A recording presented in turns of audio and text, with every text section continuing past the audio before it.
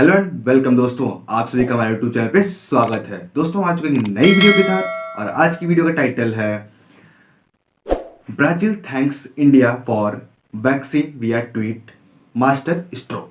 लेकिन दोस्तों मैं वीडियो को स्टार्ट करूं उससे पहले आपसे कहना चाहूंगा कि अगर चैनल पर नए हो यार तो प्लीज़ चैनल को सब्सक्राइब कर लो यार, हमारे भाई का चैनल है। तो आइए चलिए वीडियो को स्टार्ट करते हैं।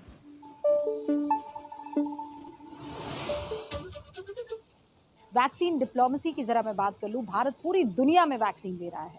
इस लिस्ट में एक नया नाम ब्राजील का जुड़ा है। ब्राजील के राष्ट्रपति बोल्सोनारो ने एक ट्वीट अब से कुछ देर पहले किया जिसमें उन्होंने भारत को थैंक यू कहा है, धन्यवाद कहा है, हिंदी में धन्यवाद कहा है। और सबसे ज्यादा दिलचस्प बात यह है कि उन्होंने एक फोटो ट्वीट की है जिसमें हनुमान जी को वैक्सीन लेकर ब्राजील जाते हुए दिखाया गया है। ये अपने आप में बहुत बड़ा संदेश है। त्रेता युग में हनुमान जी मूर्छित हुए लक्ष्मण जी के लिए संजीवनी लेकर पहुंचे थे। कलयुग में कोरोना किसी काल से कम नहीं है, आप भी जानते हैं, और इसीलिए वैक्सीन को संजीवनी की तरह दिखाया गया है।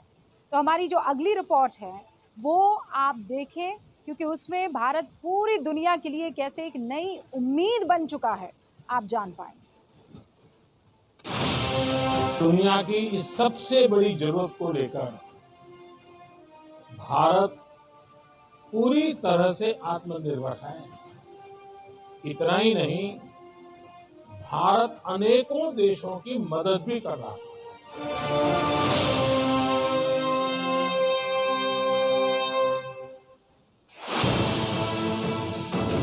मित्र देशों से किया वादा पीएम मोदी ने निभाया। वैक्सीन मैत्री की पहली खेप हिंदुस्तान से अलग अलग देशों को भेजी जा रही है। पिछले 2 दिनों में 8 देशों में मुफ्त वैक्सीन भेजी जा चुकी है। भारत से 92 देशों ने वैक्सीन की मदद मांगी है। मेड इन इंडिया सॉल्यूशन से हमने वायरस के फैलाव को कम किया, अपने हेल्थ इंफ्रा को बेहतर किया। अब हमारे वैक्सीन से जुड़ी रिसर्च और प्रोडक्शन की क्षमता भारत के साथ साथ दुनिया के अनेक देशों को सुरक्षा कवच का विश्वास दे रही है। पीएम मोदी के इस भरोसे की सबसे ताजा तस्वीर है मुंबई एयरपोर्ट से म्यांमार भेजी जा रही वैक्सीन की पहली खेप। मुंबई एयरपोर्ट से इन्हें रवाना किया गया। वैक्सीन के कार्टन पर भारत का झंडा बना था और लिखा था भारत की सरकार और जनता की तरफ से उपहार।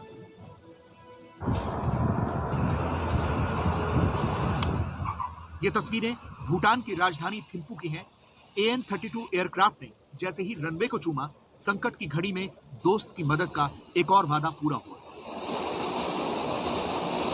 कोविशील्ड वैक्सीन के 15 लाख डोज भूटान पहुंचे तो वैक्सीन की पूजा की गई।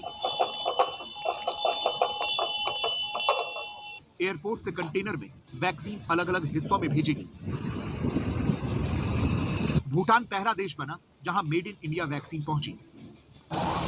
भूटान को 15 लाख डोज भेजने के साथ ही भारत पुराने पड़ोसी नेपाल को 10 लाख डोज, बांग्लादेश को 20 लाख डोज, म्यांमार के लिए 15 लाख डोज, मालदीव्स को 1 लाख डोज, मॉरिशस को 1 लाख और आइलैंड कंट्री सेशल्स को 50,000 टीके भेज चुका है। दुनिया के इन तमाम मुल्कों ने वैक्सीन के लिए आस लगाई है और इन करोड़ों लोगों के लिए कोरोना से लड़ाई में वैक्सीन उम्मीद की किरण बनी है। असली दोस्त की पहचान मुश्किल घड़ी में ही होती है। इसे साबित करती हैं ये 2 तस्वीरें। पड़ोसियों को पहले वैक्सीन पहुंचाने के वादे को पूरा करते हुए कल वैक्सीन की पहली खेप काठमांडू और ढाका भेजी गई। 3 करोड़ की आबादी वाले नेपाल ने 2/3 लोगों को वैक्सीन देने की योजना बनाई है और कोरोना के इस संकट काल में भारत पड़ोसी देशों का दिल जीत रहा है। विदेश मंत्री एस जयशंकर ने ट्वीट करते हुए कहा, पड़ोसी प्रथम नीति का एक और उदाहरण। इसी के साथ बांग्लादेश में भी वैक्सीन की पहली खेप पहुंची तो प्रधानमंत्री शेख हसीना ने पीएम मोदी का शुक्रिया अदा किया। कोरोना ভাইরাসের আপনারা জানেন যে ভ্যাকসিন আমাদের যেটা আমরা পেয়েছি ভারত থেকে উপহার স্বরূপ সেটা এসে পৌঁছে গেছে, সেজন্য ভারতের প্রধানমন্ত্রীকে আমি ধন্যবাদ জানাই।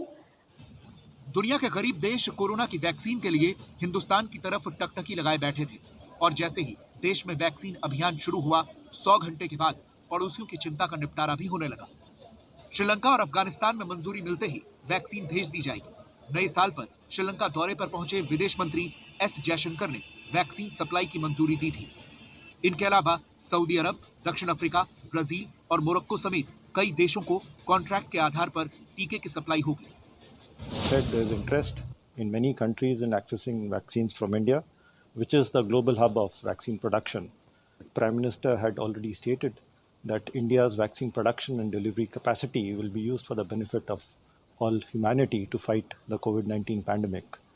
We informed you of our grant assistance of vaccines to neighboring countries.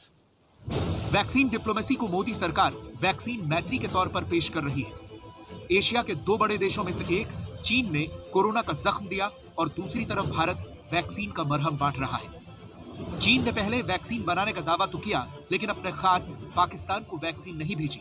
Pakistan अब भी चीन के भरोसे बैठा है।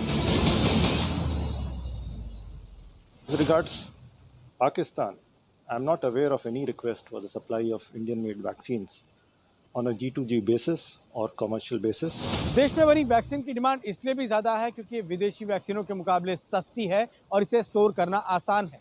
ऐसे वक्त में जब दुनिया पर कोरोना का साया पड़ा तो हिंदुस्तान वैक्सीन गुरु बनकर उभरा, जिसने न सिर्फ सस्ती वैक्सीन बनाई बल्कि पड़ोसियों और गरीब देशों को मुफ्त वैक्सीन की पहली खेप पहुंचाकर अपना वादा भी पूरा किया। तो दोस्तों, आपने देखा कि हमारा जो देश भारत है वो वैक्सीन खुद बना के अपने लोगों को लगा ही नहीं रहा है, बल्कि अपने पड़ोसी मुल्कों को वैक्सीन के डोज भी सप्लाई कर रहा है। तो दोस्तों, अगर हम बात करें, जब कोरोना इंडिया में आया था तो उसमें हालात काफ़ी बुरे थे, लोग काफ़ी डरे हुए थे।